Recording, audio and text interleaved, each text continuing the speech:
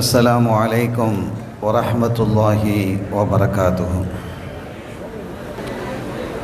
ஹம்தன் லிமன் ஹலக்கல் இன்சான் வஅல்லமஹுல் பயான். வஸ்ஸலாத்து வஸ்ஸலாமு அலா ரசூலில்லாஹ் வஅலா ஆலிஹி ஹிஸ்பில்லாஹ் வஅஸ்ஹாபிஹி ஜுந்தில்லாஹ் வபஅத். ஃபக்கத் கால அல்லாஹு தஆலா ஃபில் குர்ஆனில் அஸீம் வல் மஜீத். أعوذ بالله من الشيطان الرجيم. بسم الله الرحمن الرحيم. إن الدين عند الله الإسلام. சங்கைக்குரிய உலமாக்களே, மரியாதைக்குரிய பெரியோர்களே, அன்பு சகோதரர்களே, அருமை தாய்மார்களே, சகோதரிகளே, மாணவ செல்வங்களே, எல்லாம் வல்ல அல்லாஹுவின் பேரருளும் நபிகள் நாயகம் ஸல்லல்லாஹு அலைஹி வஸல்லம் அவர்களது நல்லாசியும் நம் அத்தனை பேர் மீதும் நிலவுமாக. அல்லாஹும் அவரது ரசூலும் எந்தெந்த காரியங்களை எடுத்து நடக்க வேண்டும் என்று நமக்கு கட்டளையிட்டுள்ளார்களோ அவை அனைத்தையும் எடுத்து நடக்கவும், எவைகளை தவிர்த்து நடக்க வேண்டும் என்று உத்தரவு பிறப்பித்துள்ளார்களோ அவை அனைத்தையும் தவிர்த்து நடக்கவும் ஆரம்பமாக எனக்கும் உங்களுக்கும் நான் வசியத்து செய்து கொள்கிறேன். அல்லாஹ் தௌஃபீக் செய்வானாக. ஆமீன். சங்கைக்குரிய பெருமக்களே, இந்த கோட்டைப்பட்டினம்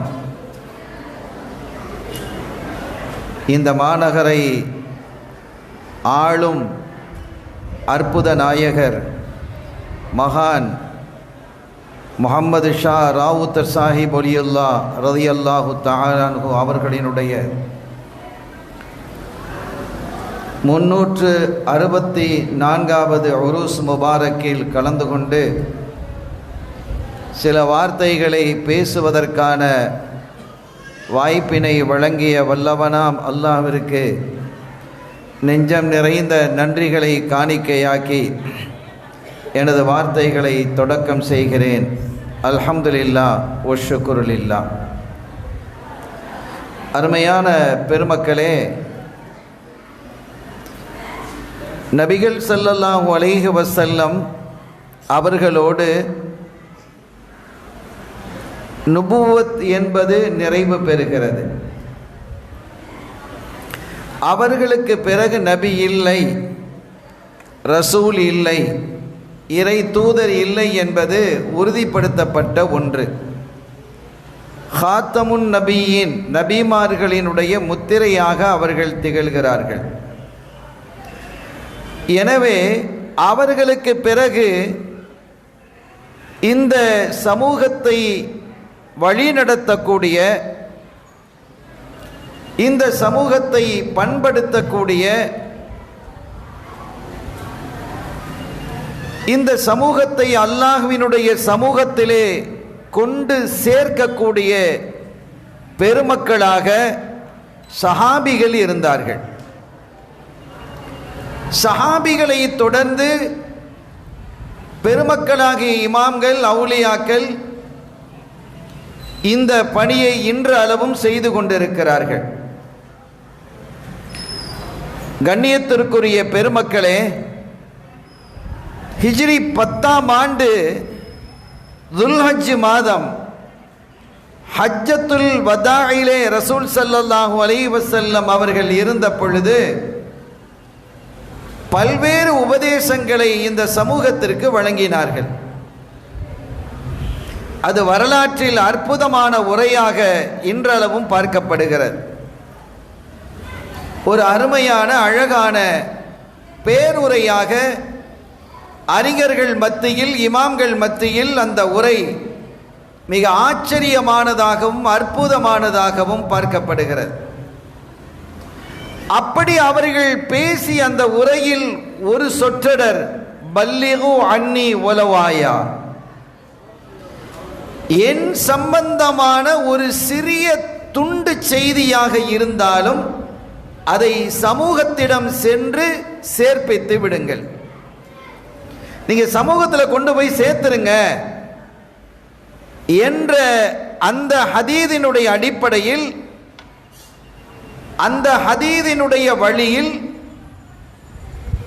நம் இதயவேந்தர் காத்தமுர் ருசுல் முஹம்மதுர் ரசூலுல்லாஹி ஸல்லல்லாஹு அலைஹி வஸல்லம் அவர்கள் போதித்த அற்புத வழியை, போதித்த அற்புத போதனைகளை உலகெங்கிலும் கொண்டு சேர்ப்பதற்கு சஹாபிகள் தலைப்பட்டனர். அதன் காரணத்தினால் தான் உலகத்தினுடைய பல பகுதிகளை நீங்க பார்க்கலாம், சஹாபிகள் அடங்கியிருக்கிறாங்க. இந்தியாவிலும் சஹாபிகள் அடங்கியிருக்கிறாங்க. அது அந்த வாசகத்தினுடைய தூண்டுதல். அது சஹாபிகள் என்றால் ஸல்லல்லாஹு அலைஹி வஸல்லம் அவர்கள் சொன்னதை உடனே செய்யக்கூடியவங்க,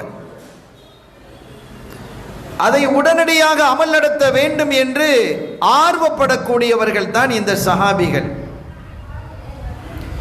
அதை தொடர்ந்து தாபியீன்களும் இந்த பணியிலே தங்களை முழுமையாக ஈடுபடுத்திக் கொண்டார்கள். ஒரு தகவலை நான் உங்களுக்கு சொல்லுகிறேன். இந்த ஹதீதுகளை ஸல்லல்லாஹு அலைஹி வஸல்லம், ஹதீதுன்னு சொன்னா ரசூல் ஸல்லல்லாஹு அலைஹி வஸல்லம் சொன்னது, செஞ்சது, அங்கீகரித்தது. ஸல்லல்லாஹு அலைஹி வஸல்லமுடைய தர்பார்ல ஒரு சஹாபி ஒரு காரியத்தை செய்கிறார் என்று வைங்க. ஒரு சஹாபி ஒரு காரியத்தை செய்கிறாங்க, ஸல்லல்லாஹு அலைஹி வஸல்லம் பார்த்துக்கிட்டே இருக்கிறாங்க. அல்லது ஒரு சஹாபி ஏதாவது சொல்றாங்க, ஸல்லல்லாஹு அலைஹி வஸல்லம் அதை மறுக்கவில்லை. இவையெல்லாம் ஹதீதாக அமையும். இந்த ஹதீதுகள் எல்லாம் இன்றளவு நம்மளவில் வந்து சேர்வதற்கு துணை நின்றவர்கள் சஹாபிகள், தாபியீன்கள், இமாம்கள். ஸல்லல்லாஹு அலைஹி வஸல்லம் வாழ்க்கை உலகெங்கிலும் போய் சேர வேண்டும் என்பதில், அவர்களுடைய வாக்கு உலகெங்கிலும் போய் சேர வேண்டும் என்பதில் மிகுந்த அக்கறை கொண்டவர்களாக இந்த பெருமக்கள் திகழ்ந்தார்கள் என்பதற்கு ஒரு சான்று மட்டும் இங்கே நான் குறிப்பிடுகிறேன். சையதுனா உஸ்மான் என்ற ஒரு தாபி ரலியல்லாஹு தஆலா, இவங்களுக்கு ஒரு ஹதீது அபூ ஹுரைரா ரலியல்லாஹு தஆலா அவங்க சொன்னதாக கிடைக்கிறது. என்ன ஹதீது கிடைக்கிறது? அவங்க ஒரு ஹதீது விற்பனர், ஹதீது துறையிலே உள்ள ஒரு பெருமகனார் உஸ்மான் ரலியல்லாஹு தஆலா. நம்ம சொல்றது சஹாபி அல்ல, ஹலீஃபா உஸ்மான் ரலியல்லாஹு தஆலா அவர்களை சொல்லல, ஸல்லல்லாஹு அலைஹி வஸல்லம் காலத்துக்கு பின்னால வந்தவங்க, பின்னால பிறந்தவங்க. இந்த உஸ்மான் ரலியல்லாஹு தஆலா அவர்கள் ஒரு ஹதீது அவங்களுக்கு கிடைக்குது. ஒரு மூமின் ஒரு நல்ல காரியத்தை மன நிறைவோடு பக்தியோடு, அப்படியெல்லாம் அதற்கு விளக்கம் கொடுக்கணும். ஒரு அற்புதமான காரியத்தை, அல்லாஹ்வுக்கும் ரசூலுக்கும் பிரியமான ஒரு காரியத்தை செய்தால் அதற்கு இன்ன நன்மை வழங்கப்படும் என்று பல ஹதீதுகள் இருக்கிறது, குர்ஆன் வசனமும் இருக்கிறது. மன்ஜா பில் ஹசனதி ஃபலஹு அஷ்ரு அம்சாலிஹா.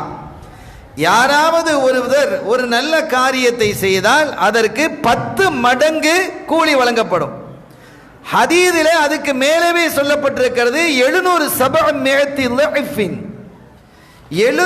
மடங்கு வழங்கப்படும் என்றெல்லாம் ஹதீதுகள் இருக்கிறது. 1000 ரக்காத்தை விட சிறந்தது என்பதை பார்க்கும் பொழுது 1000-ஐ விட சிறந்தது, 1000 நன்மைகள் அல்லது 1000-ஐ விட அதிகமானது என்ற பொருள் கொள்ளலாம். ஆனா இந்த ஹதீதுல அவங்களுக்கு கிடைச்ச அந்த ஹதீதுல 10 லட்சம் நன்மைகளை விட 10 லட்சம் நன்மைகளை விட சிறந்த நன்மை அல்லது 10 லட்சம் நன்மைகள் அவனுக்கு வழங்கப்படும். ஒரு நன்மையை செய்கிறான், ஒரு நல்ல காரியத்தை ஒருத்தர் செய்கிறாரு. ஆனா அதற்கான கூலி என்னன்னா 10 லட்சம். இது ரொம்ப அதிகமா இருக்கா இல்லையா? ஒன்னுக்கு 10 சரி, 100 சரி, 700 சரி, 1000 வைங்க. இது என்ன 10 லட்சமா? ஒன்றுக்கு, ஒரே ஒரு நன்மைக்கு 10 லட்சமா? இது ரொம்ப ஆச்சரியமாக இருக்கிறது. ரசூல் இப்படி சொல்லியிருப்பாங்களா? இந்த தகவல் சரியானதா? இதை அறிவிக்கிறது யார் அறிவிக்கிறார்? அபூ ஹுரைரா ரலியல்லாஹு அன்ஹு அறிவித்ததாக அவர்களுக்கு சொல்லக்கூடியவர் சொல்றார். அபூ ஹுரைரா ரலியல்லாஹு அன்ஹு இவங்களை சந்திக்க இல்லை, ஆனா அபூ ஹுரைரா ரலியல்லாஹு அன்ஹு ஹயாத்தா இருக்கிற காலம் தான் அது. எனக்கு அறிவிச்சது அபூ ஹுரைரா ரலியல்லாஹு அன்ஹு இப்படி தான் அறிவிச்சாங்க அப்படின்னு என்ன செய்றாங்க இவங்க சொல்றாங்க. இப்ப இவங்க இந்த ஒரு ஹதீதுக்காக அபூ ஹுரைரா ரலியல்லாஹு தஆலா அவர்களை சந்திக்கணும் அப்படின்னு ஒரு முடிவுக்கு வர்றாங்க. அபூ ஹுரைரா ரலியல்லாஹு தஆலா எங்க போய் சந்திக்கிறது? இந்த கால ஒரு போனை போட்டு கேட்டுக்கலாமா, அல்லது வாட்ஸ்அப்பில் ஒரு மெசேஜ் அனுப்ப முடியுமா? எப்படி சந்திக்கிறது? அந்த காலத்தில் சந்திப்பதற்கென்று ஒரே ஒரு வழி இருக்கிறது என்றால் ஹஜ்ஜு தான். பொதுவாக சஹாபிகள் எங்க இருந்தாலும் ஹஜ்ஜுடைய காலத்தில் ஹஜ்ஜுக்கு வந்துடுவாங்க. ஹஜ்ஜு என்பது ஒரு நோக்கமாக இருந்தாலும் மிக முக்கிய நோக்கமாக, ஏன்னா ஸல்லல்லாஹு அலைஹி காலத்திலேயே அவங்க ஹஜ்ஜு செஞ்சிருப்பாங்க. ரசூலுல்லாஹ்வுடைய அபூ ஹுரைரா ரலியல்லாஹு தஆலா ஹஜ்ஜு செஞ்சுட்டாங்க. திரும்பி வந்த ஹஜ்ஜுக்கு மாத்திரமல்ல அந்த நோக்கம், ஹஜ்ஜுக்கு தான் எல்லா நாடுகளிலிருந்து மக்கள் வருவாங்க இல்லையா, எல்லா பகுதிகளிலிருந்து மக்கள் வருவாங்க. அப்படி வரக்கூடிய மக்களுக்கு கண்மணி ஸல்லல்லாஹு அலைஹி வஸல்லம் அவர்களிடம் படித்த அந்த கல்வியை கொடுக்கணும். அதுக்கு ஒரு வழி தான் இருக்கு, வேற வழி என்ன இருக்கு? அந்த மாதிரி தான் இருக்கு. அதல்ல மதரசாக்கள் இருக்கும், மதரசாக்கள் ஒரு 100 பேர் ஓதுவாங்க, 200 பேர் ஓதுவாங்க. பல்லாயிரக்கணக்கான பேரை சந்தித்து கண்மணி நாயகத்தினுடைய அந்த ஹதீதை சேர்ப்பிப்பது என்பது ஹஜ்ஜினுடைய காலத்தில் மாத்திரமே சாத்தியமானது. எனவே ஹஜ்ஜினுடைய இந்த காலத்தை தவறவிட மாட்டாங்க சஹாபிகள்.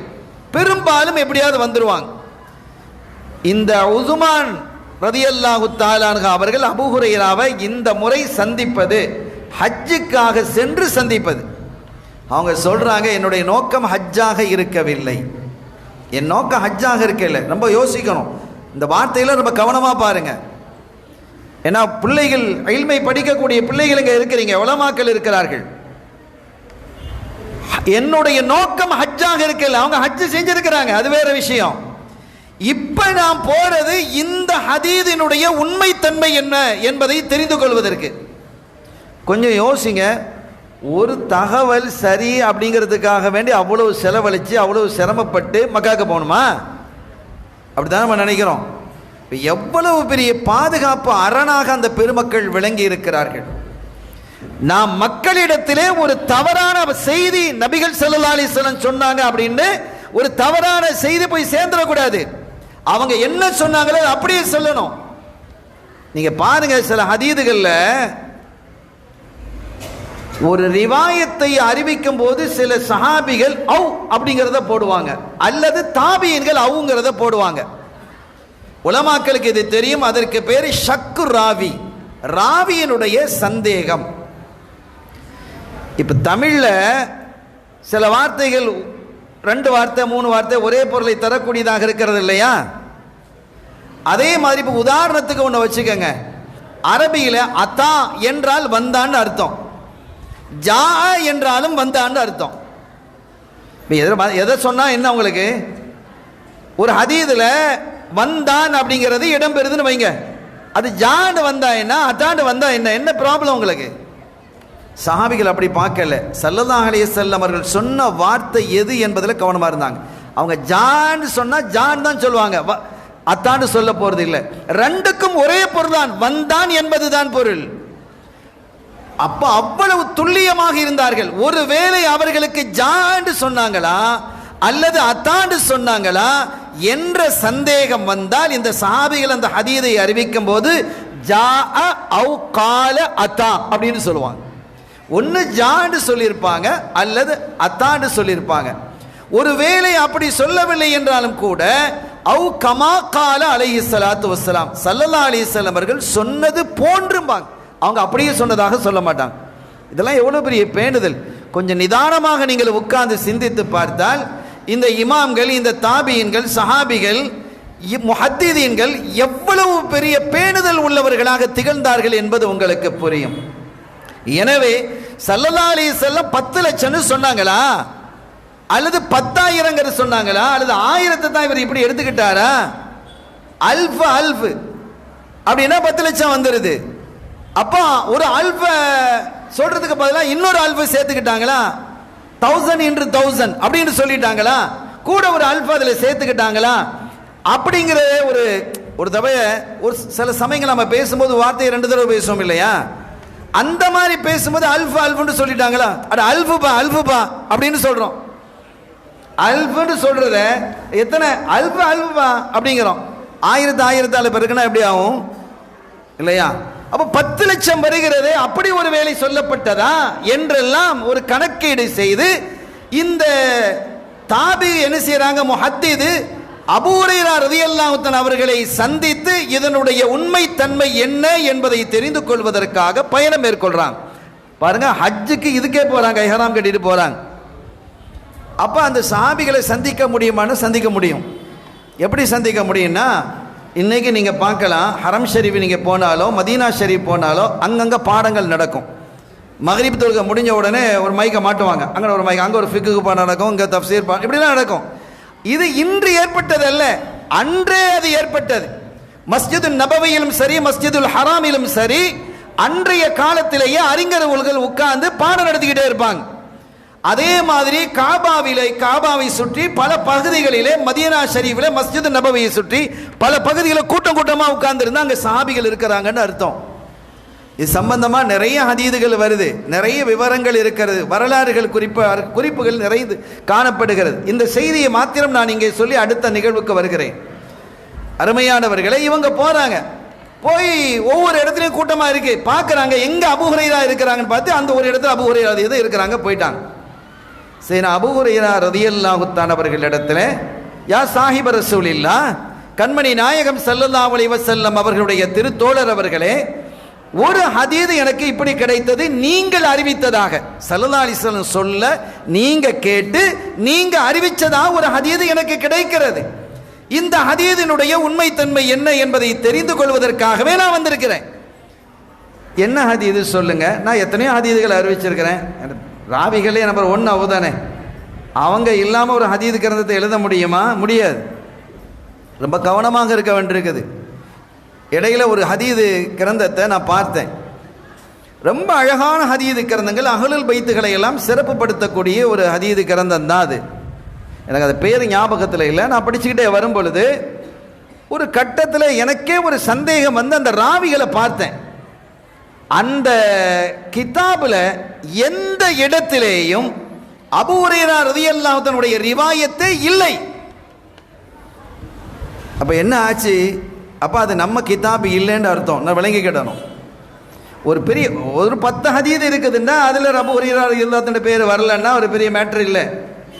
ஆனால் ஒரு 300 ஹதீது, 100 ஹதீது, 200 ஹதீது இருந்து அபூ ஹுரைரா ரலியல்லாஹு தஆலாவுடைய ஒரு ரிவாயத்தும் இல்லை என்றால் அது சந்தேகத்திற்குரிய கிதாபாக அதை நம்ம பார்க்கணும், யோசிக்கணும். இது எப்படி சாத்தியமாகுது? ஏன்னா அவங்களை விடுத்த ஹதீது கிரந்தங்கள் தொகுக்க முடியாது. ஸல்லல்லாஹு அலைஹி வஸல்லம் அவ்வளவு பெரிய இல்மை அவர்களுக்கு கொடுத்தாங்க. அது தனி ஹதீதாக இருக்கிறது, அள்ளி கொடுத்தாங்கல்ல, தங்களுடைய போரை எடுத்து நெஞ்சோடு அணைச்சுக்கிட்டாங்க.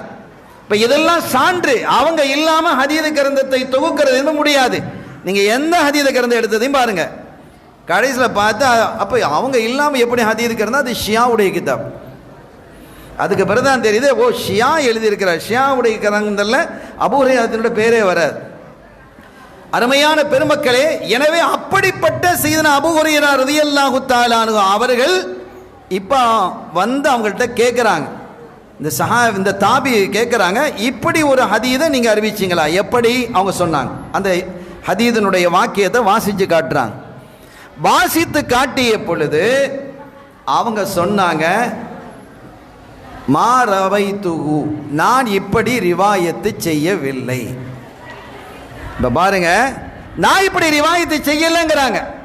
அப்ப இந்த தாபி, இந்த முஹத்திது மனசுல நினைக்கிறாங்க, நாம நினைச்சது சரி, 1க்கு 10, 100, 1000 வச்சுக்கோ, இது என்ன 10 லட்சம்.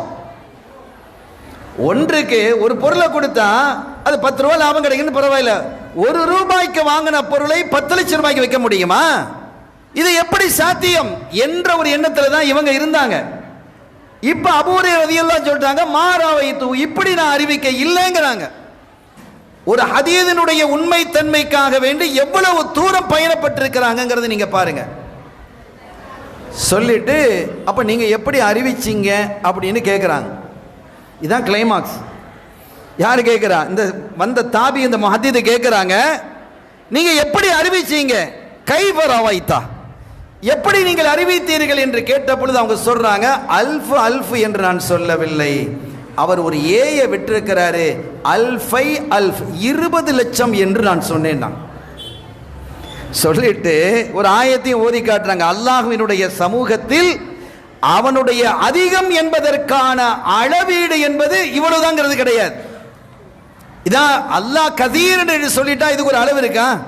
ஒதுக்குருல்லாஹ திக்ரன் கதீரா, அல்லாஹ்வை நீங்க திக்ர் செய்யுங்க, அதிகமாக திக்ர் செய்யுங்க. எவ்வளவு திக்ர் செய்யறது? 1000, 1000 விட 1001 அதிகம் இல்லையா?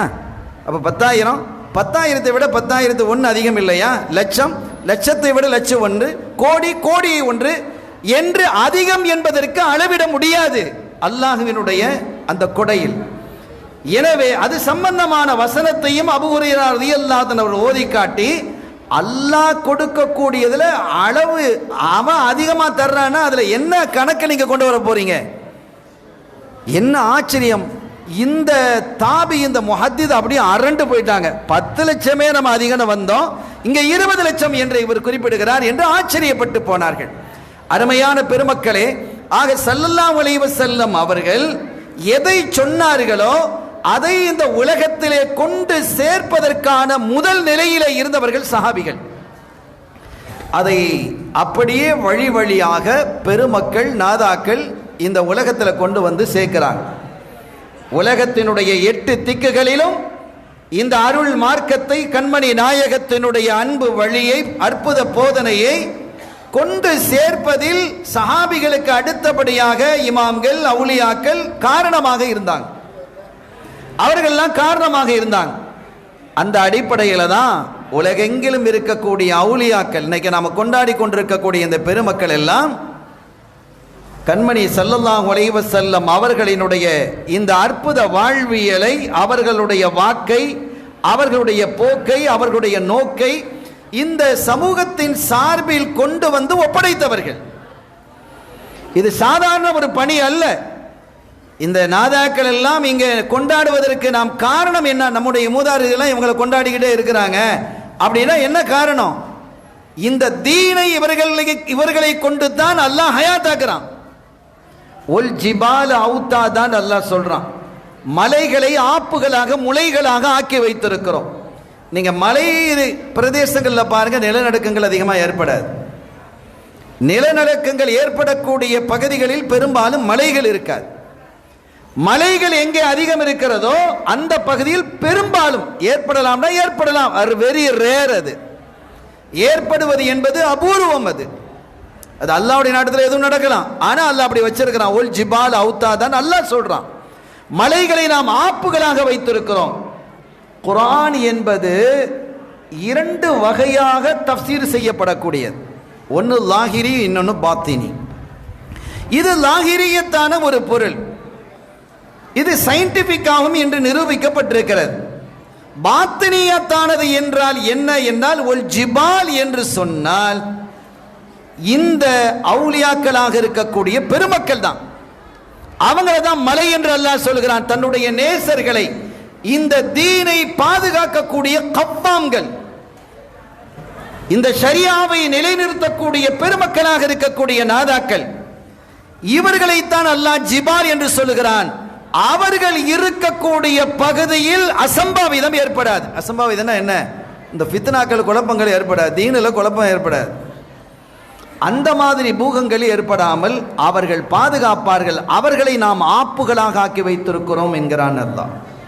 ஒரு நாணயத்துக்கு 2 பக்கம் இருப்பது போன்று குர்ஆன் ஷரீஃபுக்கும் லாஹிர் பாத்தின் என்ற 2 கருத்துக்கள், அர்த்தங்கள் இருக்கிறது. அதே மாதிரி ஹதீஸுக்கும் அப்படிதான். நான் அடிக்கடி சொல்வது உண்டு, இந்த இடத்துல பொருத்தமாக இருக்கும். நம்ம எல்லாருக்கும் தெரிஞ்ச ஒரு செய்தி, நம்ம அதில் அரபியில் பார்த்தோமோ இல்லையா, ஆனால் எல்லாரும் நம்ம பேசிக்கிட்டு, நான் அதை பார்த்ததில்லை, நம்ம எல்லாரும் பேசுகிறோம். ஒரு உழைப்பாளியினுடைய வியர்வை காயும் முன்பாக அவனுடைய கூலியை கொடுத்துரு அப்படின்னு ஹதீஸை நம்ம எல்லாருமே பேசிக்கிட்டு தான் இருக்கிறோம் இல்லையா? அப்ப ஸல்லல்லாஹு அலைஹி வஸல்லம் அவர்கள் என்ன சொல்லுகிறார்கள்? வியர்வை காய்வதற்கு முன்பாக கூலியை கொடுனா என்ன அர்த்தம்? நீ அவனை தாமதப்படுத்தாதே. ஒரு கூலியாளு ஒரு வேலை செஞ்சிருக்கிறார்னா அவருக்கு கூலியை கொடுத்துரு. நாளைக்கு வா, நாளை மறுநாள் வா என்று அலைக்கழிக்காத என்பதை பொருளாக நாம் கொள்ளுவோம். அப்போ வியர்வை என்பது சீக்கிரமாக காஞ்சிடும். வியர்வை சொட்டுதுன்னு வைங்க, ஒரு ஃபேனில் உட்காந்துட்டு வைங்க, கொஞ்சம் நேரத்தில் டக்குன்னு அது காஞ்சிடும் இல்லையா? வியர்வையினுடைய தன்மை அது நீண்ட நேரம் இருக்காது, தண்ணீர் மாதிரி நீண்ட நேரம் காய்வதற்கு எடுத்துக்கொள்ளாது. வியர்வினுடைய தன்மை சட்டென்று காய்ந்து விடும். அவன் வேலையை முடிச்சுட்டா உடனே நீ கூலியை கொடு என்பதற்காகத்தான் கண்மணி ஸல்லல்லாஹு அலைஹி வஸல்லம் வியர்வை காய்வதற்கு முன்பாக நீ கூலியை கொடுத்துரு அப்படிங்கிறாங்க. இப்போ ஒரு கேள்வி வருது, ஏசியில் உட்காந்து வேலை செய்யறான், வியர்வையே வராது, அவனுக்கு கூலியை கொடுக்க வேணாமா? கேள்வி வரும் இல்லை? இப்போ இந்த கேள்வி கேட்கறதுக்கென்றே நிறைய பேர் உருவாகி இருக்கிறாங்களா இல்லையா? கேள்விக்கென்றே படைக்கப்பட்டவங்க இருக்கிறாங்க. கேள்வி கேட்கறதுக்கென்றே அல்லாஹ் சில பேரை படைச்சிருக்கிறான். அவங்க கேள்வியே கேட்டுக்கிட்டு இருப்பான், ஏடாகுடமான கேள்விகள். எனவே அவர்களுக்கு இதெல்லாம் சாதாரணமானது. ஏன்னா அவங்களும் இந்த கேள்வி வேணா கேட்கட்டும்னு சொல்லி தான் நம்ம சொல்றோம். இப்போ வியர்வையை வடநாடுகள் சில பகுதிகளில் குளிர் பிரதேசங்கள் இருக்குது, அங்க நீங்க எவ்வளவு வேலை பார்த்தாலும் வியர்வை வராது. இப்ப அங்கெல்லாம் கூலி கொடுக்க வேண்டாமா? வியர்வை என்பது உழைப்பினுடைய அடையாளம், முகவரி.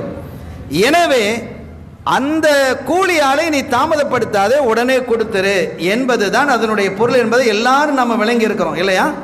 இது லாஹிரியத்தானது. பாத்தினியத்தானது என்றால் என்ன அப்படிங்கிறது நீங்க கொஞ்சம் யோசிச்சு பாருங்க. வியர்வை என்பது உழைப்பின் அடையாளம் என்று சொன்னோம். நீ உன்னுடைய எஜமானனை, உன்னுடைய முதலாளியை ஏமாற்றாதே, சரியாக உழை.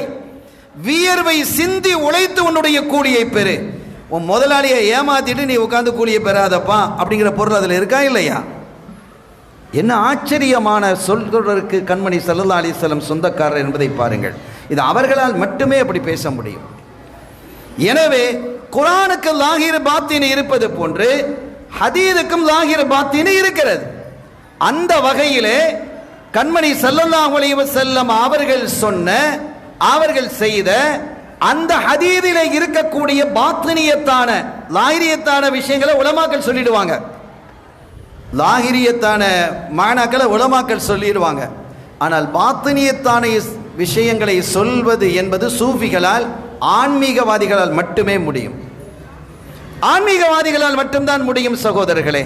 அந்த ஞானத்தை, அறிவை அல்லாஹ் அவர்களுக்கு வழங்குகிறான். இன்னொரு ஒரு விஷயம் நீங்க யோசிங்க.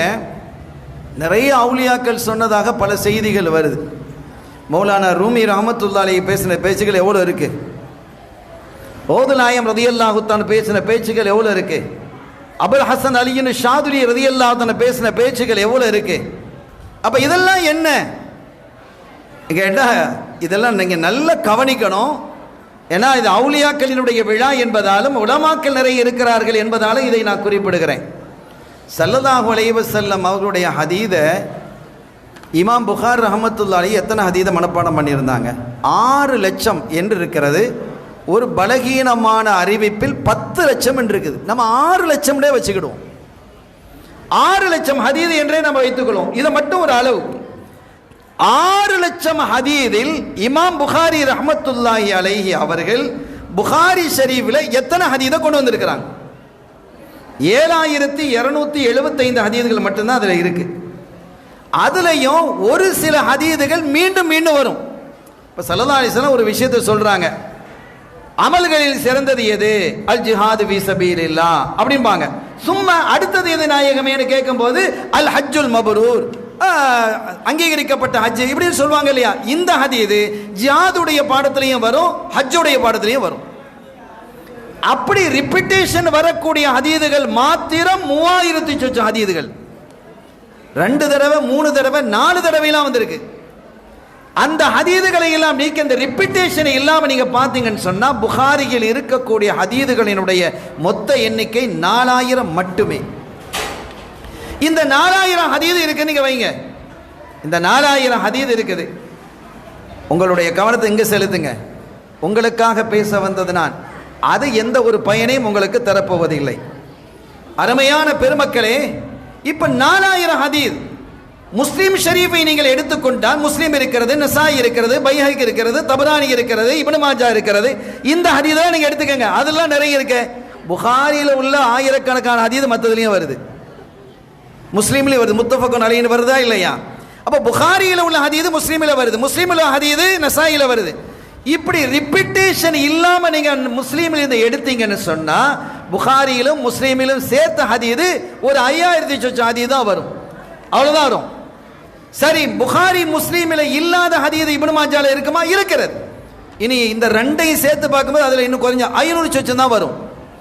இப்படி மொத்தமான ஹதீஸ் கிரந்தங்களையும் நீங்கள் தேடி தேடி பார்த்தால் அதிகபட்சமாக உங்களுக்கு கிடைக்கக்கூடிய ஹதீஸ் 30,000 to 35,000 ஹதீஸ் தான். அதுக்கு மேலே ஹதீஸே கிடையாது. இப்போ அப்போ இமாம் புகாரி ரஹ்மத்துல்லாஹி அலைஹி அவர்கள் மனனம் செய்த ஹதீஸ் மாத்திரமே 6 லட்சம்னு சொன்னாங்களே, அந்த ஹதீஸ்லாம் என்ன ஆச்சு? ஒரு கேள்வி எழுகிறதா இல்லையா? ஸல்லல்லாஹு அலைஹி வஸல்லம் அவர்களினுடைய ஹதீதுகளிலிருந்து இமாம் புகாரி ரஹ்மத்துல்லாஹி அலைஹி அவர்கள் மட்டும் மனனம் செய்தது 6 லட்சம். அவங்க மனனம் செய்யாத ஹதீதுகள் இருக்கலாமா இல்லையா? இருக்கலாம் தானே. அப்ப 6 லட்சத்தையும் தாண்டுகிறது. இன்னொரு ரிவாயத்தின் பிரகாரம் 10 லட்சம் என்றால் 10 லட்சத்தையும் தாண்டுகிறது. ஆனால் இருக்கும் ஹதீதோ அதிகபட்சமாக மேக்சிமம் 35,000 தாண்டி இல்லை. நீங்க இப்ப எவ்வளவு ஆய்வு செஞ்சு பாருங்க, 35,000 தாண்டாது. நான் சொல்றது 35,000 என்பதே அதிகம்.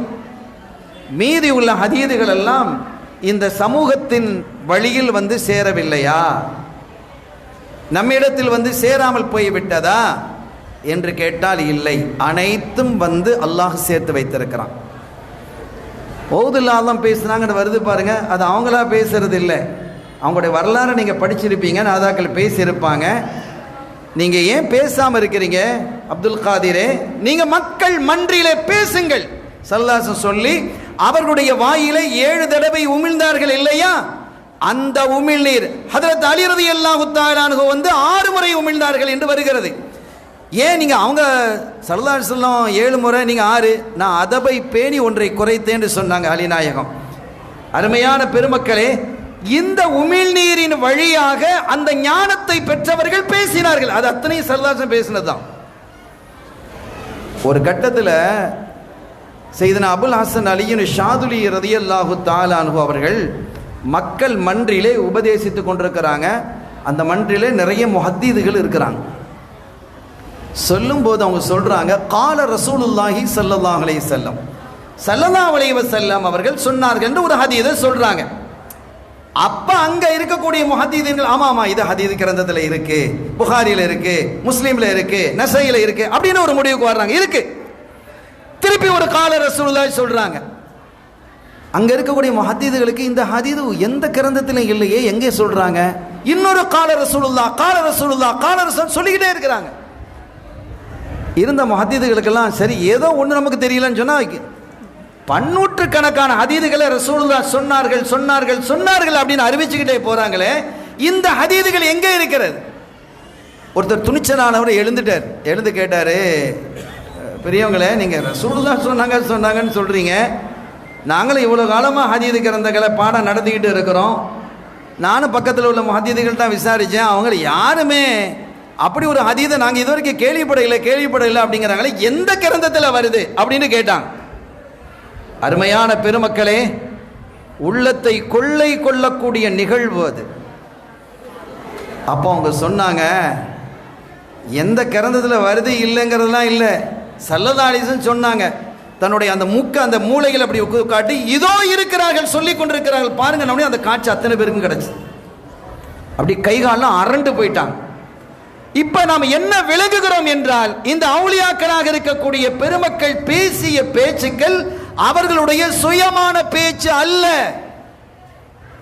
அவர் அத்தனையுமே கண்மணி நாயகம் முஹம்மதுர் ரசூலுல்லாஹி ஸல்லல்லாஹு அலைஹி வஸல்லம் அவர்கள் நிகழ்த்திய உரை என்பதை புரிந்து கொள்றோம்.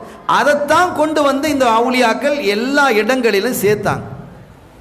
அருமையான பெருமக்களே, இன்றைய தினம் முஹம்மது ஷா ராவுத்தரப்பா ஒலியுல்லா ரதியல்லாஹு தஆலா அவர்களுடைய உருஸ் முபாரக்.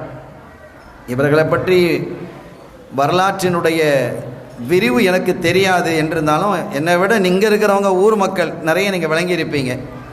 ஆனாலும் அவர்களுடைய உருஸ் முபாரக் என்பதால் அவர்களை குறித்து நாம் எதுவும் பேசாமல் தவிர்க்க முடியுமா? அவர்களுடைய பரக்கத்தால் தான் நாம் அங்கே நிற்கிறோம். இப்போ இங்கே நிற்கிறதே அவங்களுடைய அழைப்பு. பெருமக்கள் சொல்வார்கள், நாதாக்களுடைய அழைப்பு இல்லை என்றால் அந்த இடத்துக்கு போக முடியாது என்று. எனவே அவர்களுடைய அழைப்பின் பேரில் தான் நாம் வந்திருக்கிறோம். இவர்கள் கண்மணி ஸல்லல்லாஹு அலைஹி வஸல்லம் அவர்களுடைய 33வது தலைமுறையிலே வரக்கூடிய அஹ்லுல் பைத்தில் உள்ளவங்க. சையதுனா கௌதுல் ஆலம் ரலியல்லாஹு தஆலா அன்ஹுடைய வழியிலே வந்து ஹசன் ரலியல்லாஹு தஆலா வழியில வராங்க. சில பேர் ஹசன் ரலியல்லாஹு தஆலா வழியில வருவாங்க, சில பேர் ஹுசைன் ரலியல்லாஹு தஆலா வழியில வருவாங்க. யார் வழியில வந்தாலும் அது அஹ்லுல் பைத் தானே. இவங்க ஹசன் ரலியல்லாஹு தஆலா அவர்களுடைய வழியில 33வது நசபாக இவங்க பிறக்கிறாங்க.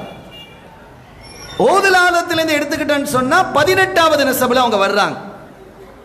இவர்களுக்கு முஹம்மத் என்று தான் பெயர் வைக்கப்பட்டது. அவர் முஹம்மது ஷா என்று அழைக்கப்பட்டார்கள். இந்த ராவுத்தர் அப்பா அப்படின்னு சொன்னா இந்த பகுதியில் ராவுத்தர்கள் வாழ்ந்து வந்திருக்கிறாங்க. ஒரு கட்டத்தில் கௌதுல் ஆலம் ரலியல்லாஹு தஆலா அன்ஹு அவர்கள் தங்களுடைய அருமை பேரர் சையத் அஹ்மத் ஜலாலுத்தீன் ரலியல்லாஹு தஆலா அன்ஹு அவர்களுடைய கனவிலே தோன்றி, சையத் அஹ்மத் ஜலாலுத்தீன் நீங்கள் இந்தியாவுக்கு போங்க. பக்தாதில் இருக்கிறாங்க அவங்க. நீங்கள் இந்தியாவுக்கு போங்க. இந்தியாவிற்கு சென்று 3 நபர்களை குறிப்பிட்டு அந்த 3 நபர்களிடத்திலேயும் நீங்கள் இதையெல்லாம் ஓத சொல்லி அவர்களை தர்பியத்து செய்து அவர்களுக்கு விலாயத்தை வழங்குங்கள் என்று கௌதுல் ஆலம் உத்தரவிட்டு அவங்க வந்தாங்க. இப்போ இதெல்லாம் நம்ம பேசுறது வந்து நம்பிக்கையாளர்களுக்கு மட்டும்தான். யாராவது இதெல்லாம் நடக்கும் இப்படிலாம் உண்டா அப்படின்னு கதை அப்படின்னு சொன்னால் அது கதை அவங்களுக்கு போகட்டும். அவங்கள பற்றி நம்ம விமர்சிக்கவோ பேசவோ இல்லை. அதெல்லாம் ஒரு காலத்தில் பேசி முடிச்சிட்டோம். போதுமான அளவிற்கு அவர்களை பற்றி நாம் பேசிவிட்டோம். அவர்களுடைய தவறான வழி எது என்பதையும் நாம் குறிப்பிட்டிருக்கிறோம். இப்போ நம்ம அதுக்கு போகல. நம்பிக்கையாளர்களுக்கான செய்தியை மட்டுமே நாம் இங்கே பேசுகிறோம். அவங்க நம்ப இல்லைன்னா போயிட்டு போகுது, நம்ப இல்லைன்னா நாம என்ன செய்யறது? நாங்கள் நம்புறோம். கூடியவர்களுக்கான உரை இது. அப்பா அவர்கள் இங்கே வந்தார்கள். வந்து அப்பாவை சந்திக்கிறாங்க. அப்பாவை சந்தித்து சுப்ஹானல்லாஹி வல்ஹம்துலில்லாஹி வலா இலாஹ இல்லல்லாஹு அல்லாஹு அக்பருல் பாசித் பிஸ்மில்லாஹிர் ரஹ்மானிர் ரஹீம் இதை 40 முறை ஒவ்வொரு நாளும் 40 நாள் ஓதிவாங்க அப்படிங்கிறாங்க. ஓதி முடித்ததற்கு பிறகு நீங்கள் காயல்பட்டினம் வரணும். எங்க ஊர் காயல்பட்டினத்தினுடைய பெரிய பள்ளிக்கு வரணும் அப்படின்னு அவங்களுக்கு உத்தரவு கொடுக்கப்படுது.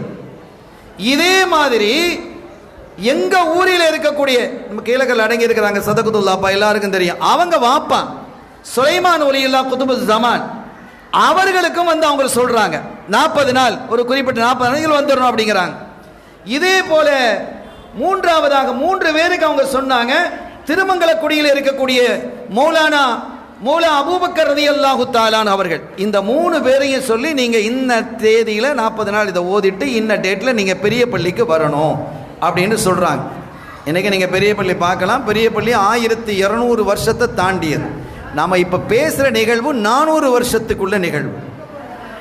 அப்பாவுடைய காலங்கள் 400 வருஷம். 400ல இருந்து 450 வருடத்திற்கு உட்பட்டது. சுலைமான் ஒலியுல்லா ரலியல்லாஹு தஆலா காயல்படுத்தல் சொல்றேன் சதகத்துல்லாஹ் அப்படைய வாப்பா ஹிஜ்ரி 400ல அவங்க பிறந்தாங்க. அவங்க ஹிஜ்ரி 400ல என்ன செஞ்சிருக்கிறாங்க? பிறந்திருக்கிறாங்க. நம்ம அப்பா அவர்கள் வந்து ஹிஜ்ரி 1083ல வஃபாத் ஆகியிருக்கிறாங்க. சஃபர் மாதம் பிறை 14ல நம்முடைய அப்பாவுடைய வஃபாத் ராவுத்தரப்பா நாயகம் ரலியல்லாஹு தஆலா வஃபாத் வந்து ஹிஜ்ரி 1083. எப்படி பார்த்தாலும் 450 வருடங்களுக்குள்ள வரலாறு இது. ஆனால் காயல்பட்டினத்தில் இருக்கக்கூடிய பெரிய பள்ளியினுடைய வரலாறு என்பது 1200 வருஷத்தை தாண்டியது. இந்த பள்ளி இப்போ அப்படியே இருக்கு. நீங்க வந்து பார்க்கலாம். சரி, அருமையான பெருமக்களே, அந்த இடத்திற்கு வர வேண்டும் என்று நீங்க உத்தரவு செய்யுங்க என்று சையத் அஹ்மத் ஜலாலுத்தீன் ரலியல்லாஹு தஆலா அவர்களுக்கு யார் உத்தரவு கொடுக்கிறா? கௌதுல் ஆலம் கனவுல வந்து சொல்றாங்க. அதே போல இவங்க வந்து அந்த இடத்துக்கு வர்றாங்க. வந்து ஓதி முடிச்சுட்டு வந்ததற்கு பிறகு இந்த 3 பேரும் சமகாலத்திலே உள்ளவர்கள். அவர்களுக்கு விலாயத்து வழங்கப்பட்டது பெரிய பள்ளியிலே வைத்து என்பதெல்லாம் வரலாற்று குறிப்புகளிலே நீங்கள் பார்க்க முடியும். அருமையான பெருமக்களே, இது ஒரு தனி உலகம். நாம நினைக்கிற மாதிரி இல்லை. இன்றைய காலத்திலும் கூட இந்த உலமாக்கள் இந்த அவுலியாக்களினுடைய இந்த நடவடிக்கைகள் செய்திகளை மறுக்கக்கூடிய மக்களை நம்ம பார்க்குறோம். இது ஒரு பெரிய ஆச்சரியம். ஆனால் ஒரு காலத்தில் மறுத்தான்னு வைங்க, சரி அவனுக்கு அவ்வளோதான் இருக்குன்னு. ஆனால் இந்த காலத்தில் அப்படி மறுக்க முடியாது. கராமாத்துக்களை மறுக்க முடியுமா? மறுக்க முடியாது. இப்போ எனக்கு முன்னால் வாழ்த்துறை வழங்கிய ஹசரத் அவர்கள் சொன்னாங்க, மூசா அலைஹிஸ்ஸலாம் அவர்கள் ஹித்ர் அலைஹிஸ்ஸலாம் சந்திக்க போகும்போது நீங்கள் மீனை கொண்டு போங்க. மூசா அலைஹிஸ்ஸலாம் அவர்களோட யூஷா அலைஹிஸ்ஸலாம் போகிறாங்க. கூட ஒரு ஆளை கூட்டிகிட்டு போனாங்கல்ல, ஒரு ஃபத்தா அனுப்புறான்னு சொல்லுகிறது, அது யூஷா என்று வருகிறது. அப்போ அழைத்து போகும்போது ஒரு காலகட்டத்தில் அந்த மீன் பொரிச்ச மீன் கூட எழுதுறாங்க, சமைக்கப்பட்ட மீன். எப்படி அந்த சமைக்கப்பட்ட மீனுக்கு உயிர் வந்தது? அது கடலிலே பாய்ந்து போய் பாதையை ஏற்படுத்தியது. என்ன விளங்குகிறோம்? கொஞ்சம் யோசிங்க. அப்ப இதை கப்சாமிங்களா, இதை கதம்பிங்களா? முடியுமா? وَإِذْ قَالَ إِبْرَاهِيمُ رَبِّ أَرِنِي كَيْفَ تُحْيِي الْمَوْتَى. இப்ராஹிம் அலைஹிஸ்ஸலாம் கேட்குறாங்க அல்லாஹ்விடத்தில், இறைவா நீ இந்த மௌத்தானவர்கள்லாம் எப்படி உயிராக்குவா? சுகம் இல்லை, சரிப்படுத்துகிறோம். எனக்கு 2 கண் பார்வையும் சரியா இல்லைப்பா, போயிடுச்சுப்பா.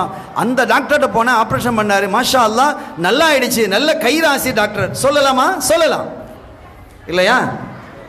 இது வாய்ப்பானது. கேன்சர்ல இவர் பிழைக்க மாட்டார்னு நினைச்சோம், இவர் ரொம்ப கைதேர்ந்த டாக்டர், அவர்கிட்ட போனா மாஷா அல்லாஹ் சுகமாயிடுச்சு. சொல்லலாமா? சொல்லலாம். மௌத்தாயாச்சு, அவளை அடக்கியாச்சு, இவர் வந்து ஹயாத்தாக்கிட்டான்னு சொல்ல முடியுமா? முடியாதுல்ல. அந்த நிகழ்வு எல்லாம் அங்கே நடக்குது. இந்த 2 மீன் மௌத்தாயாச்சு, பொரிச்சாச்சு. பொரிச்ச மீனுக்கு ஹயாத்து வருது. அதே மாதிரி அல்லாஹ்ட்ட இவங்க கேட்குறாங்க, இப்ராஹிம் அலைஹிஸ்ஸலாம் நீ எப்படி ஹயாத்தாக்குவாய்? நீ எப்படி ஹயாத்தாக்குவாய்? கால அவலம் தூமின், உங்களுக்கு நம்பிக்கை இல்லையான்னு அல்லாஹ் கேட்குறான். அல்லாஹ்வுக்கு அவங்களுக்கு நம்பிக்கை இருக்குன்னு எனக்கு தெரியும். அவங்க ஏன் கேட்குறாங்கங்கிறதையும் தெரியும். நம்மை போன்றவர்கள் விளங்கிக் கொள்வதற்காக கேட்கப்பட்ட கேள்வி. வசீரர்கள் அழகான விளக்கங்களை எழுதுவாங்க. அப்போ அவன் சொல்லுவான், அல்லாஹ் நீ சொன்னா அது நடக்கிறது தான், அதுக்கு மேலே ஒன்றும் இல்லை. ஆனால் இந்த உயிராக்குறதுங்கிறது ஒரு பெரிய ஆச்சரியமான விஷயம் தானே. இன்னைக்கு வரைக்கும் அது சவாலா இல்லையா? எவ்வளவு பெரிய விஷயங்களை இன்னைக்கு கண்டுபிடிச்சிருக்கிறான். ஒரு காலகட்டத்திலே குழந்தைகள் வயிற்றிலே கருவறையிலே பெருத்து போனால் வெளியே வர முடியாமல் இறந்திருக்கு. இன்னைக்கு ஆபரேஷன் பண்ணி வெளியில் எடுத்துடுறாங்களா இல்லையா? எவ்வளவு வளர்ந்திருக்கு. இன்னைக்கு ஆபரேஷன் இல்லாமலேயே ஒரு குழாய் மூலமாகவே உள்ளே விட்டு ஆபரேஷன் செய்யக்கூடிய நிலைமைகள்லாம் உயர்ந்திருக்கிறது. எத்தனையோ விஞ்ஞான வளர்ச்சி அடைந்திருக்கிறது. இதெல்லாம் கராமத் இல்லையா? அப்ப இதெல்லாம் நம்பலாம்.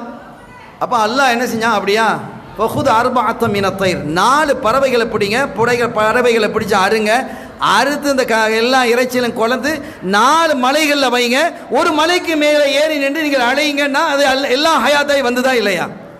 இப்போ இதை குர்ஆன்ல மறுக்க முடியுமா? அப்போ இதை அல்லாஹ் தஆலா, இப்போ இதை பாருங்க, இந்த இதை நீங்கள் கவனத்தில் வச்சுக்கிட்டு ஸல்லல்லாஹு அலைஹி வஸல்லம் சொல்லக்கூடிய ஒரு ஹதீதுல் குதுஸியை நீங்கள் பாருங்க. ஒரு அடியான் ஃபர்லான வணக்கங்களை கொண்டு என்னை நெருங்குவது போன்று வேற யாரும் நெருங்க முடியாது.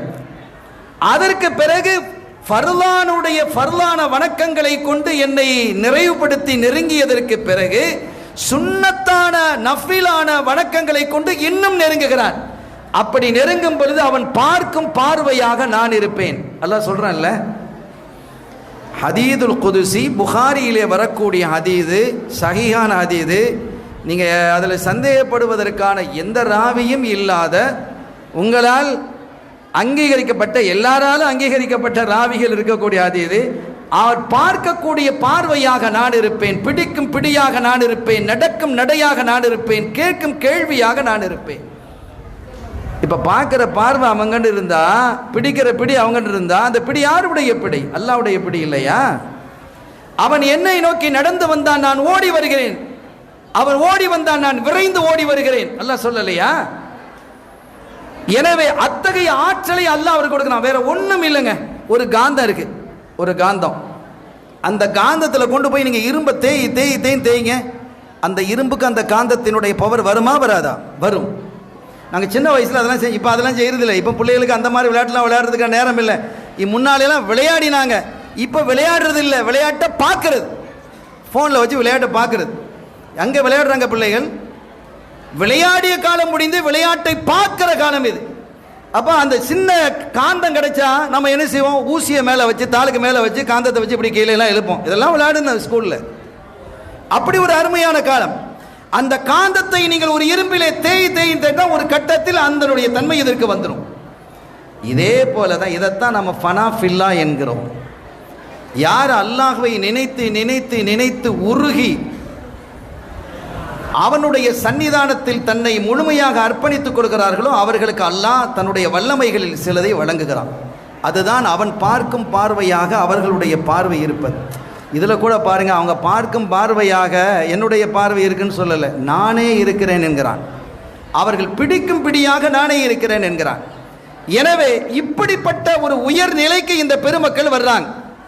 இன்றைக்கும் இருக்கிறார்களா என்றால் இருக்கிறார்கள். கியாம பரிவந்த வரை ஸல்லல்லாஹு அலைஹி வஸல்லம் அவர்களுக்கு பிறகு நபி இல்லை. ஆனால் அந்த நுபுவத்தினுடைய பங்களிப்பை இந்த சமூகத்திலே கொண்டு வந்து சேர்ப்பது என்பது அவுலியாக்கள். நான் கேட்கிறேன், இந்த கோட்டைப்பண்ணத்துக்கு எந்த நபி வந்தாங்க? எந்த நபி வந்தாங்க? எந்த சஹாபி வந்தாங்க? அவுலியாக்கள் வந்தாங்க. இந்த தீனை சுமந்து வந்தது அவுலியாக்கள் இல்லையா? சஹாபிகள் எத்தனை பேரும் அவுலியாக்கள் தான். ஆனால் நம்ம பிரிச்சு என்ன செஞ்சிருக்கோம்? ஒரு அடையாளத்திற்காக அப்படி பிரிச்சு வச்சிருக்கிறோம். எல்லா சஹாபிகளும் அவுலியாக்கள் தானே, எல்லா நபிமார்களும் அவுலியாக்கள் தான். நபிமார்கள் அத்தனை பேருக்கும் விலாயத்தும் உண்டு, நுபுவத்தும் உண்டு. ஆனால் அவர்களை நம்ம என்ன செய்யறதில்லை, அவுலியாக்கள் சொல்றது இல்லை. நபிமார்களாக பார்க்கிறோம். சஹாபிகள் எல்லாருக்குமே விலாயத்து இருக்குது, சஹாபிகள் பார்க்கிறோம். இமாம்களுக்கும் விலாயத்து இருக்குது, அவர்களை இமாம்கள் பார்க்கிறோம் இல்லையா? ஒருத்தர் 2 கோர்ஸ் வச்சிருப்பாரு, ஏதாவது ஒன்று சொல்லுவோம். அவர் டாக்டரும் படிச்சுக்கிறார், இன்ஜினியரிங் படிச்சுக்கிறாரு, டாக்டர் அப்படின்னு நம்ம சொல்றோம். அதுக்கான இன்ஜினியர் இல்லைன்னு அர்த்தம். சஹாபிகளும் வலிமார்கள் தான். ஆனால் சஹாபிகள் அல்லாத வலிமார்கள் அவங்க தான் உலகங்கள் என்ன செஞ்சாங்க? இன்னைக்கு ஹயாத்தாக்குனது, இந்த கோட்டைப்பட்டினத்துக்கு வந்தது, ஹயாத்தாக்குனது, இங்கே உள்ள மக்களை சீராக்குனது, நேர்வழிப்படுத்தியது, சத்தியத்தின் வழிகளை கொண்டு வந்தது என்றெல்லாம் அவர்களை தான் பார்க்க முடியும். எனவே அதற்கு பிறகு அவங்க என்ன செய்தார்கள் என்றால், ராவுத்தர் அப்பா நாயகம் ரதியல்லாஹு தஆலா அன்ஹு, முஹம்மது ஷா ஒலியுல்லாஹ் ரதியல்லாஹு தஆலா அவங்க என்ன செஞ்சாங்க? அவங்க அங்கே திரும்பி வந்தாங்க. இங்கே வாழக்கூடிய ராவுத்தர்கள் மீன்பிடி தொழிலிலே ஈடுபட்டு இருந்தார்கள். கருவாடு, மீன் போன்ற தொழிலில் ஈடுபட்டு இருந்தாங்க. அவர்களும் தன்னை அதில் ஈடுபடுத்தியதின் காரணத்தினால் அவர்களுக்கு ராவுத்தர் அப்பா என்ற ஒரு பெயர் வந்தது. அவ்வளவுதான். அவங்க ஆக்சுவலாக ராவுத்தர் கிடையாது. அவர்கள் செய்யுது ஸல்லல்லாஹு அலைஹி வஸல்லம் அவருடைய குடும்பத்தில் வந்தவங்க. ஆனால் இந்த ராவுத்தர்களோடு சேர்ந்த அந்த தொழிலிலே அவர்கள் ஈடுபட்டதின் காரணத்தினால் அவர்களுக்கு ராவுத்தர் அப்பா என்ற ஒரு பெயர் வந்தது என்று வரலாற்று குறிப்பிலே நாம் பார்க்க முடிகிறது. அருமையான பெருமக்களே, அவர்கள் ஆற்றிய பணிகளின் காரணத்தினால்தான் இன்றைக்கும் இஸ்லாம் பாதுகாக்கப்படுகிறது என்றால் இந்த அவுலியாக்களின் மூலமாகத்தான். இன்னைக்கு இந்த செய்தி அவங்க பார்த்தா எத்தனை வருஷம், 400 வருஷம் தாண்டிடுச்சுன்னு வைங்க, கிட்டத்தட்ட 400 வருஷம் ஆகுது. அல்லது 364 வருஷம் நீங்க போட்டிருக்க, 364 வருஷம். இந்த 364 வருடத்திற்கு பிறகும் கூட அவர்களுடைய பெயரை நான் இன்னைக்கு உச்சரிச்சுக்கிட்டு இருக்கிறோம், கொண்டாடிக்கிட்டு இருக்கிறோம். அவர்களுடைய பெயரால் குர்ஆன் ஓதுறோம், அவர்களுடைய பெயரால் இந்த ஹதீதை கேட்டுக்கிட்டு இருக்கிறோம், இந்த மஜ்லிஸ் நடத்திக்கிட்டு இருக்கிறோம். அவர்களுடைய திருநாமத்தால் இந்த திக்ர் மஜ்லிஸ் இங்கே நடைபெற்றது. எல்லாம் யாருடைய அடிப்படையில்? அவங்க தானே. இன்றைக்கும் அவர்கள் இந்த சமூகத்தை இயக்கி கொண்டிருக்கிறார்கள் என்பதற்கு இதெல்லாம் சான்று.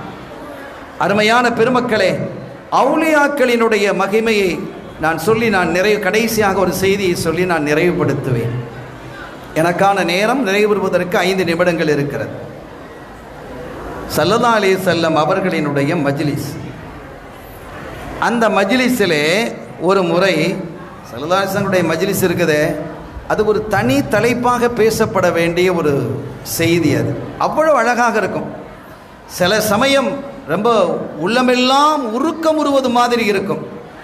சில சமயம் கண்ணீர் வடிக்கக்கூடிய மஜ்லிஸாக அது அமையும். சில சமயம் குதூகலமாக இருக்கும், சில சமயம் கொண்டாட்டமாக இருக்கும், சில சமயம் நகைச்சுவையாக கூட இருக்கும். ஸல்லல்லாஹு அலைஹி வஸல்லம் அந்த மஜ்லிஸில் நீங்கள் பார்த்தீங்கன்னா ஒரு டிஃப்ரெண்ட்டாக இருக்கும். நீங்கள் எந்த மஜ்லிஸை நடத்தினாலும் அந்த மஜ்லிஸை நம்ம என்ன செஞ்சுக்கலாம், ஒரு முன்மாதிரியை உஸ்வத்தனா எடுக்க முடியும். அவ்வளோ அழகாக இருக்கும். ஒரு கட்டத்தில் பாருங்கள், ஸல்லல்லாஹு அலைஹி வஸல்லம் உட்கார்ந்துருக்கிறாங்க மஜ்லிஸில், சஹாபிகள் கூடி உட்கார்ந்துருக்கிறாங்க. வளமையாக ஒரு சஹாபி லேட்டாக வருவாங்க, எப்போ பார்த்தா லேட்டு. சில பேர் நம்ம பார்க்குறோம் இல்லையா, இவர் வந்துட்டாரா, சரிப்பா தக்பீர் கட்டிடலாம், அவர் தான், இதுக்கு மேலே யாரும் வரமாட்டா அப்படின்னா சில பேர் இருப்பாங்களா இல்லையா? ஒரு பயணம் புறப்படுறோம், சில பேர் என்ன செய்வாங்க, வளமையாகவே லேட்டுன்னு இருப்பாங்க. ஒரு வந்துட்டா, இவர் வந்தாச்சுப்பா, இவர் வந்தால் எல்லாரும் வந்தாண்டு ஆச்சுப்பா, கிளம்புங்க அப்படின்னு சொல்கிற மாதிரிலாம் இருக்கும் இல்லையா? அந்த காலத்தில் அதே மாதிரி ஒரு சாபி இருந்திருக்கிறாங்க. எப்போ பார்த்தாலும் எல்லாரும் உட்கார்ந்து வரும் லேட், அவங்களுக்கு என்ன வேலையோ லேட்டாக தான் வர்றது. வந்தால் பரவாயில்ல, சலதாசன் கிட்ட போய் உட்காந்துக்கிறது. இந்த சாபிகள்லாம் பார்த்தாங்க வர்றது லேட்டு, இப்போ அவங்க பக்கத்தில் போய் உட்கார்றது. இதுக்கு நாளைக்கு ஒரு விளையாட்டு கச்சேரி வச்சிட வேண்டியதான் அப்படின்னு சஹாபிகள் முடிவு செய்கிறாங்க. முடிவு செய்து எப்படி நடந்து கொள்ளணும் அப்படிங்கிற அவங்க என்ன செஞ்சுக்கிட்டாங்க, சஹாபிகள் பேசிக்கொள்கிறாங்க. இப்படி பேசிய நிலையில வளமை போல அவங்க என்ன செய்றாங்க, தாமதமாக வர்றாங்க. ரசூலுல்லாஹ் பக்கத்தில் உட்கார வரும்போது இந்த சஹாபிகள்லாம் இப்படியே நகண்டுட்டாங்க, இந்த கேப் அடைச்சிட்டாங்க, கேப் இல்லை, உட்கார முடியாது. அவர் அப்படியே திகைச்சு போயிட்டார். இந்த பக்கம் கேப் வந்துருச்சு, அப்படியே சுற்றி இந்த பக்கம் வர்றாங்க. இந்த சஹாபிகள்லாம் இப்படியே நகர்றாங்க, அப்படியே மெதுவான இந்த கேப் அடைச்சிட்டாங்க. இப்போ இங்கே கேப் வருது, அப்படியே எங்கே வர்றாங்க.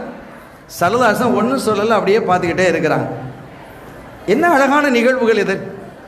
இப்போ சரி அங்கே உட்காருங்களேன் அப்படின்னு சொன்னால் அவருக்கு வருத்தம் வரும்.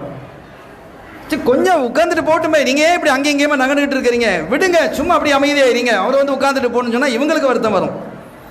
இந்த ரெண்டில் வேறு எதை செய்ய முடியும் சொல்லுங்கள் பார்க்கலாம்? வேறு எதையும் செய்ய முடியும். இந்த ரெண்டில் ஏதாவது ஒன்று தான் செய்ய முடியும்.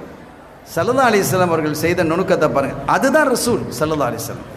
தன் மேனியிலிருந்து துண்டை எடுத்தாங்க, அப்படி சுருட்டி அங்கே தூரத்தில் நிற்கிறாங்க, இப்போ அப்படி தூக்கி போட்டு அதில் உட்காருங்கண்ணா. கொஞ்சம் யோசிங்க, எவ்வளவு தீர்க்க தரிசனம், எவ்வளவு தூர பார்வை, அதில் உட்காருங்க அப்படின்னாங்க. அவர் அந்த சாபி கையில் எடுத்து அப்படி முகத்தில் ஒத்துக்கிட்டு நாயமே இதிலே உட்காருங்க, அதில் உட்காருங்க. இந்த சஹாபிகள்லாம் நினைச்சு கூட பார்க்கல, ரசூலுல்லாஹ்வுடைய மேனியை போர்த்து இருந்த அதெல்லாம் தங்களுக்கு கஃபனா வேணும்னு கேட்ட சஹாபிகள் தானே, அதெல்லாம் ஹதீதுகள்ல இருக்கு. அதுல போய் இவங்க உட்காரவா அப்படின்னு நினைச்சிட்டாங்க. கட கட கட கடன்னு நினைச்சிட்டாங்க. நகண்டு வழியே அவங்களாக வழி விட்டுட்டாங்க, பக்கத்தில் வந்து உட்காந்துட்டாங்க, துண்ட ரசூல் கையில் கொடுத்துட்டாங்க. இப்போ நீங்கள் இங்கே வந்து உட்காருங்க வழி விடுங்கள்லாம் சொல்லலை, அல்லது அங்கனே உட்காருங்கன்னு சொல்லலை, என் துண்டில் உட்காருங்கன்னாங்க. இப்படியெல்லாம் நிகழ்ச்சி நடக்கும். அந்த நிகழ்ச்சியில் தான் ஒரு கட்டத்தில் ஸல்லல்லாஹு அலைஹி வஸல்லம் சொல்கிறாங்க, அவுலியாக்களை பற்றி பேசுகிறாங்க. ஒரு சஹாபி முழங்காலின் மீது நின்று கொண்டு மன்ஹும் யா ரசூலுல்லாஹ், அவர்கள் யார், உமா அலாமாத்துஹும், அவர்களுடைய அடையாளம் என்ன என்று கேட்ட பொழுது ஸல்லல்லாஹு அலைஹி வஸல்லம் உடைய முகமெல்லாம் பிரகாசமாக மாறியது. அவர்கள் ஃபீ புல்தானின் ஷத்தா, உலகத்தினுடைய பல பகுதிகளிலும் வாழ்வார்கள். அவர்களுக்கு யதவாஸலூன பில் அர்வாஹ், ரூஹுகளின் மூலமாக தொடர்பு கொள்வார்கள். இதை ரொம்ப விரிச்சு பேச வேண்டிய செய்தி. ரூஹுகளின் மூலமாக. இன்றைக்கி நம்மளும் ஒரு வகையில் ஃபோனை வச்சு, அது ஒரு ரூஹு தானே, ஏதோ வயர் இருக்கா ஒன்றும் இல்லை, ஏதோ நம்ம பேசுகிறோம் அமெரிக்காவுக்கு போய் விழுது. அமெரிக்காவுக்கு இடையில எத்தனை கோடி பேர் இருக்கிறான், ஒருத்தண்ட ஃபோனுக்கும் அது போகாமல் அவன்கிட்ட ஃபோனுக்கு போய் விழுதா இல்லையா? அப்படின்னா அதை விட வலிமையானது ரூஹு இல்லையா? ஒரு அவுலியா பேசுவாங்க, இன்னொரு அவுலியாவுக்கு விளங்கும், கேட்கிறதா இல்லையா அவர்களுக்கு? அவருக்கு அவர் பேசுனா அங்கே வந்து கேட்டுச்சான், மற்றவங்களாம் என்ன காதல் நான் செவிடா அப்படின்னு கேட்குறானா இல்லையா? டே இங்கேருந்து பேசுறது இங்கே உட்காந்துக்கிறேன் விளங்க இல்லை, அமெரிக்காவில் உள்ளவனுக்கு விளங்குது, மக்காவில் உள்ளவனுக்கு விளங்குது, மதீனா ஷரீஃபில் உள்ளவனுக்கு விளங்குதா இல்லையா? இது எப்படி சாத்தியமாகுது? இதுவே சாத்தியமாகுது என்றால் அல்லாஹ்வினுடைய கைகளாக, அல்லாஹ்வினுடைய பார்வையாக, பிடியாக, நடையாக, கேள்வியாக மாறி போனவர்களுடைய ஆற்றல் எத்தகையது. அப்போ ஸல்லல்லாஹு அலைஹி வஸல்லம் சொல்லி யதவாஸலூன பில் அர்வாஹ், ரூஹுகளை கொண்டு அவர்கள் தொடர்பு கொள்வார்கள். நாளை அவர்களுக்கு முத்துக்களாலான மிம்பர்கள் வைக்கப்படும், மேடைகள் போடப்பட்டு அதில் இருப்பாங்க. மக்கள்லாம் கேட்பாங்க, இது எந்த நபிமார்கள், எந்த நபிமார்கள் கேட்பாங்களாம். ஸல்லல்லாஹு அலைஹி வஸல்லம் சொல்கிறாங்க, மக்கள்லாம் எந்த நபி இவங்க, எந்த நபி, எந்த நபி இவங்கெல்லாம் அப்படின்னு கேட்கும்போது உம்மத்தி உம்மத்தி என்று நான் சொல்வேன். அப்போ தான் அவங்களுக்கெல்லாம் ரசூலுல்லாஹ்வுடைய உம்மத்தில் உள்ள அவுலியாக்கள்ங்கிற அப்போ தான் தெரியும். அப்படி அவர்களெல்லாம் இந்த அவுலியாக்கள் கண்ணியப்படுத்த, அல்லாஹ் அவர்களால் ஆகிரத்தில் அவ்வளோ கண்ணியப்படுத்த போகிறான். அதெல்லாம் ஹதீதுகளிலே இருக்கிறது. அல்லாஹுவால் கண்ணியப்படுத்தப்பட்ட ஆகிரத்திலே முத்துக்களாலான மிம்பரிலே வைக்கப்பட்டு கண்ணியப்படுத்தப்பட இருக்கக்கூடிய அந்த பெருமக்களை அவங்களாம் சாதாரண நாள் தான் அப்படின்னு சொல்லிட்டு போவதற்கு யாருக்கு நாவு வரும் சகோதரர்களே?